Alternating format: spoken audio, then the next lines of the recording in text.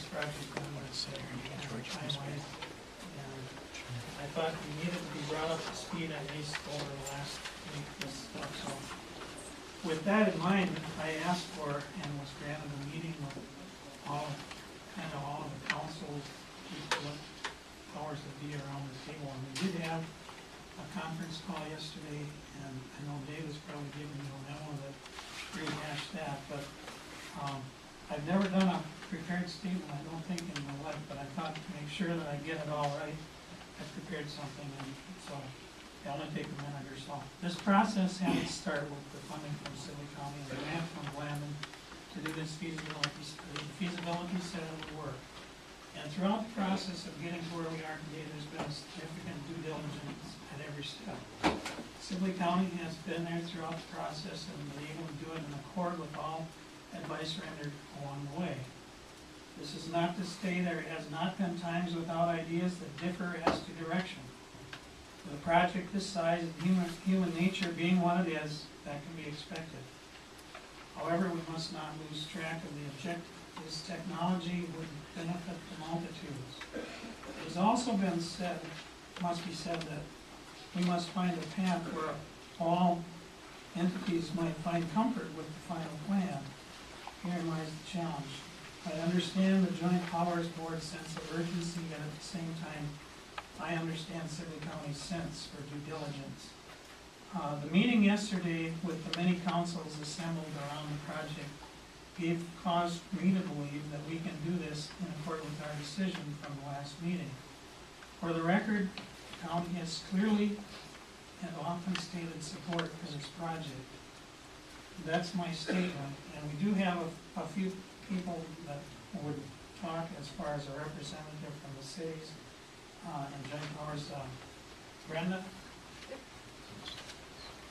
And then, there's handouts on the back table that some of the things that we've gotten from our law firm concerning and so on, so if somebody want to pass it along.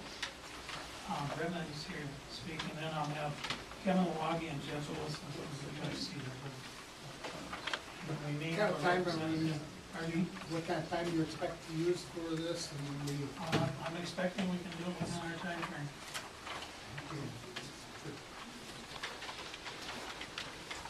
So that means to agree. Hello, I'm Brenda Pautsch, Mayor of the City of Gaylord, and thank you for allowing me to speak today. As the Mayor of the City of Gaylord, I'm here to ask you to make this decision to join with us and the other communities who are committed to this project. You know, when we're doing our routine city government business, we don't wrestle too much with whether or not building a road is a good idea or reconstructing it. We're used to those kinds of activities.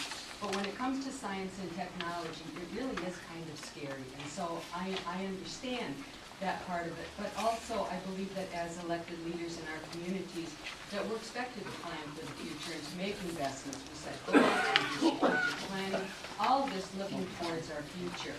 And we have an opportunity now to address the technology needs of our future and to make that investment. The state and federal government recognize the importance of technology. One of their reports says broadband access for all is essential to meeting the information needs of communities in a democracy. Without it, we'll end up with a new category of second-class citizens. With it, everyone will be able to harness the social and economic opportunities of the digital age. So who's responsible for that investment in the future? Is it up to individuals, state government, federal government, or is the investment even necessary? A study on the role of government in technology, which was completed by the John F. Kennedy School of Government, says early markets, also known as niche markets, are an important route for successful commercialization of new technology.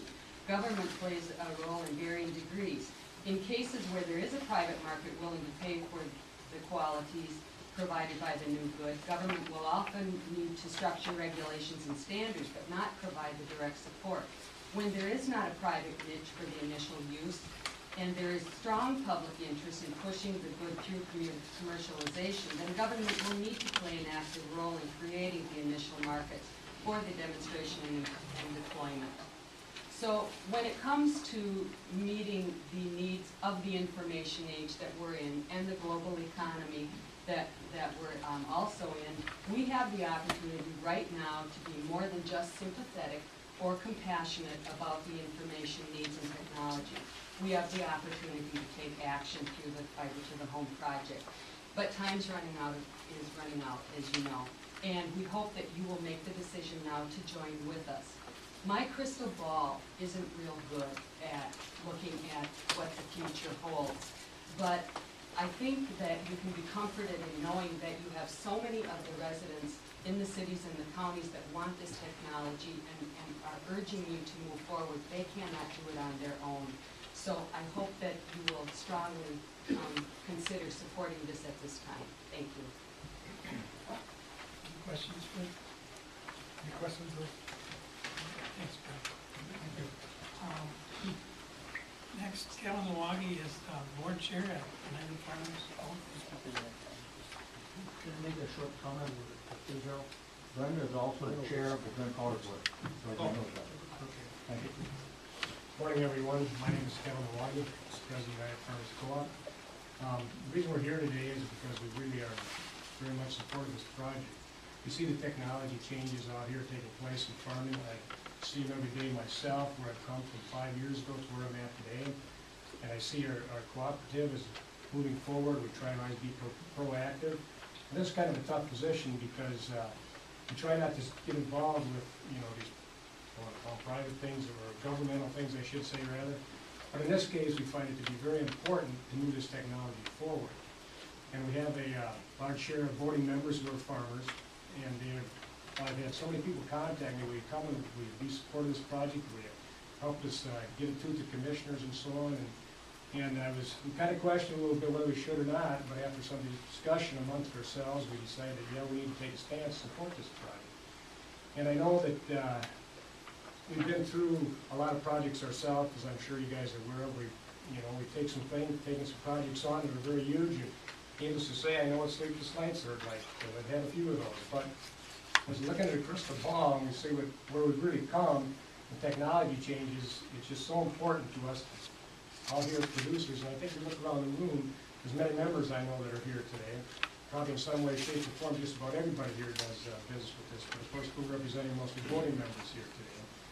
And our voting members are just real positive about wanting to move this forward. So I'm going to urge you, as you look in thinking about this today, looking at the crystal ball, and we try and do that ourselves at our board meetings, say what's going to be like when we try and move into the 21st century and so on, and we try and plan ahead.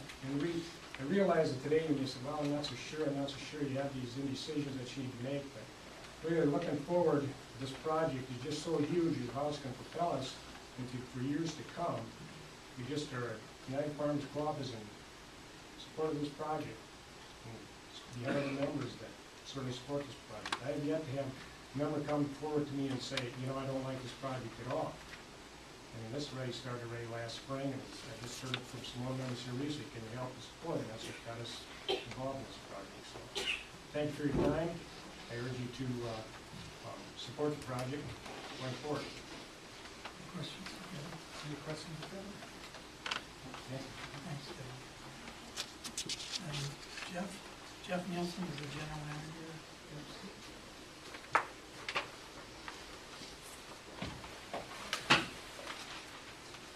Good morning, commissioners and everyone. Appreciate the opportunity to be here. As our chairman, Kevin Lauwagie, just stated, this was a difficult situation for UFC. As the general manager, I report to the board, and it's my responsibility to carry out their wishes and to do the due diligence that they ask me to do on projects. I'm also a resident of Sibley County in the Kelso Township, and I think we'll hear from the townships that I've had calls from them too. A lot of phone calls and comments. I think a lot of this comes down to risk assessment. Brenda mentioned earlier about, this is kind of scary stuff. But I can tell you from the manager of a company, it does represent a lot of members in this county. This isn't about UFC, but the fact of the matter is we have about 2,800 voting members. A large portion of them are residents of Sibley County and they're farmers. We have another 5,000 members that buy home heat, fuel, gasoline, C-stores. And one of the concerns I've had as I've sat on the sidelines is as you evaluate the risk of this project, you've talked about you wanted X% or so many people to sign up. I understand the fiber project group did a great job in getting that. I also understand that you look at UFC as one hookup. I checked, today we spend between $11,000 and $12,000 per month on phone and internet services in Sibley County.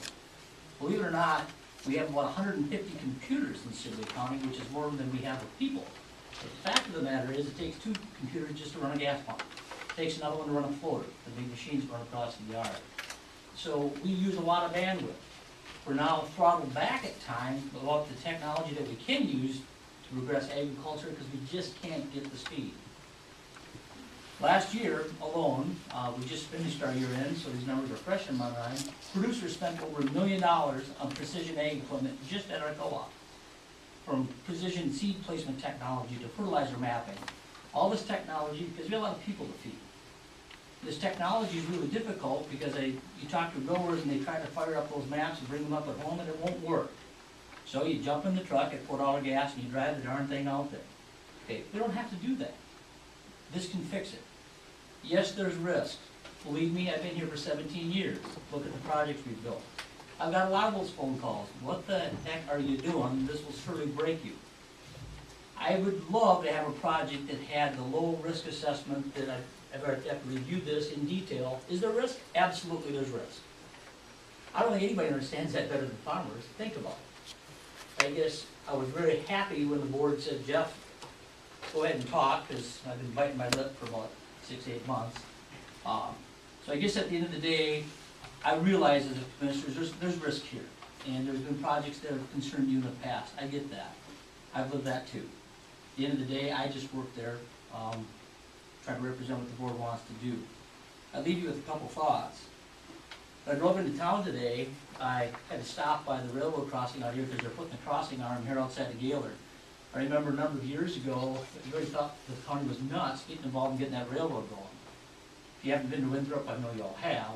A lot of redevelopment is coming into Winthrop between Heartland Corn and UFC. That's jobs, that's adding value for producers' crops.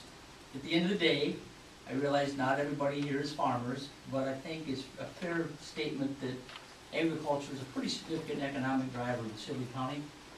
And the railroad is another example of people working together. Yeah, there was risks, and we're not home yet, but it's really made a difference. This is very similar to that. So I urge you to really consider this. I know there's risk, but I think the people, my understanding is like 16 of the 17 townships supported this.